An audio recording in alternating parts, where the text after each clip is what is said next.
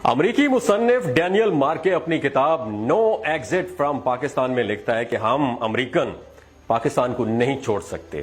اس کی 3 وجوہات وہ بتاتا ہے۔ پہلی وجہ، پاکستان کا نیوکلیئر میزائل پروگرام اتنا بڑا اور ایکسٹینسو ہے کہ اس پر نظر رکھنے کے لیے ہمیں مسلسل پاکستان کے ساتھ انگیج رہنا پڑے گا۔ دوسری وجہ، پاکستان دنیا کا وہ واحد ملک ہے جس کے چین کی سول ملٹری قیادت کے ساتھ گہرے تعلقات ہیں۔ چین پر نظر رکھنے کے لیے بھی پاکستان کے ساتھ انگیج رہنا ضروری ہے۔ تیسری وجہ یہ ہے کہ پاکستان کے پاس اتنی بڑی فوج ہے کہ نہ صرف ریجن کو بلکہ پوری دنیا کو ڈی سٹیبلائز کر سکتی ہے۔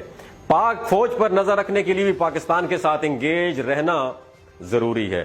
وہ مزید لکھتا ہے کہ ہم نے 72 سال پہلے فیصلہ کیا تھا کہ پاکستان کو ڈیولپ ہونے کی اجازت نہیں دی جا سکتی اور پاکستان کو اسلامی دنیا کو بھی لیڈ کرنے کی اجازت نہیں دی جا سکتی۔ اس کے لیے ہم نے کچھ طریقے اپنائے ہیں۔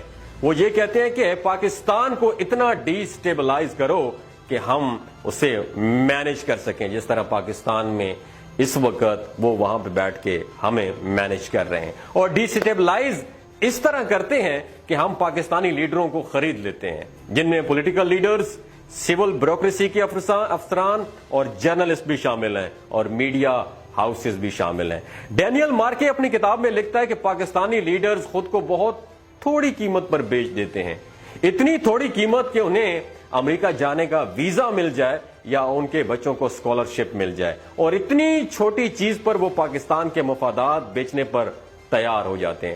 دوستو، یہ تو تھے ڈینیل مارکے کی کتاب کی نو ایگزٹ فرام پاکستان۔ آپ کو پتہ چل گیا ہوگا کہ امریکہ وہاں بیٹھ کے بھی ہمارے اندر موجود ہے، وہ کن 3 وجوہات کی بنا پر پاکستان کو نہیں چھوڑ سکتا۔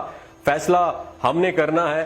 فیصلہ یہی ہے کہ اللہ تعالی ہمیں اتفاق و اتحاد نصیب فرمائے، اللہ تعالی ہمیں ایک پلیٹ فارم پہ جمع ہونے کی توفیق عطا فرمائے تاکہ ہم ملک پاکستان میں بیٹھ کے دشمن کی چالوں کو سمجھ سکیں اور ان کو نیست و نابود کر سکیں اور دوبارہ اپنا کھویا ہوا مقام حاصل کر کے ہم اسی مسند پر برجمان ہو سکیں۔ اگر آپ کو یہ ویڈیو اچھی لگی ہو تو شیئر ضرور کیجیے گا، اپنا اور اپنے ساتھ جڑے رشتوں کا خیال رکھیے گا۔